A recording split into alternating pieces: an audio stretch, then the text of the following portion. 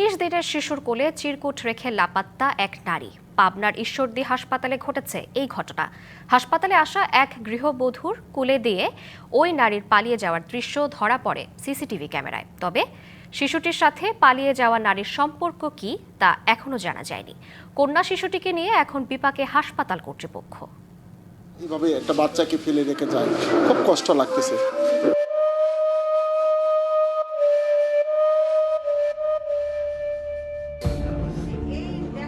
সোমবার দুপুর 12:24 পাবনার ঈশ্বরদী উপজেলা স্বাস্থ্য কমপ্লেক্সের জরুরি বিভাগ। কমলা রঙের ওড়না দিয়ে মুখ ঢাকা এক নারী তার কোলে থাকা শিশুকে হাসপাতালে চিকিৎসা নিতে আসা আরেক নারীর কাছে রেখে বাইরে যান।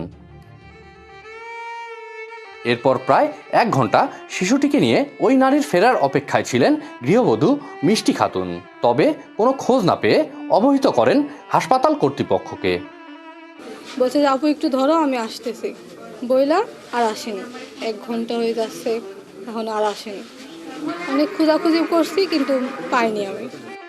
বাচ্চাটির কাপড়ের ভেতর একটি চিরকুট পায় কর্তৃপক্ষ। সেখানে একটি মোবাইল নাম্বার দিয়ে লেখা ছিল, আপনি বাচ্চার হেফাজত করবেন। বাচ্চার জন্ম তারিখ 1 জানুয়ারি।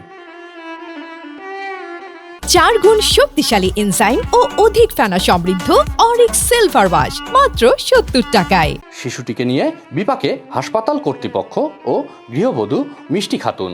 স্থানীয় সমাজসেবা অধিদপ্তর ও পুলিশকে জানানো হয়েছে বিষয়টি। এই ইউনো থেকে জানালাম উপজেলার দায়িত্বরত কর্মকর্তা হিসেবে। আর সমাজসেবা অফিসের সাথে আমি যোগাযোগ করব, বাচ্চার মানে খাবারের বা পুষ্টির ব্যাপারে কী করা যায়। বাচ্চাটাকে আসলে হেফাজত করতে হবে, তারপরে পরবর্তীতে ওনারা যে ব্যবস্থা করেন আর কি। এমন ঘটনায় তৈরি হয়েছে চাঞ্চল্য। শিশুর সাথে পালিয়ে যাওয়া নারীর সম্পর্ক কি তা খুঁজে বের করার দাবি স্থানীয়দের।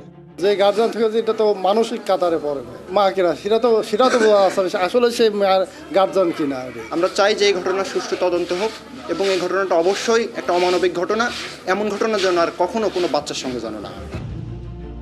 ওই নারীকে খুঁজে বের করতে কাজ চলছে জানিয়েছে police. Partha Hasan, DBC news, Pabna.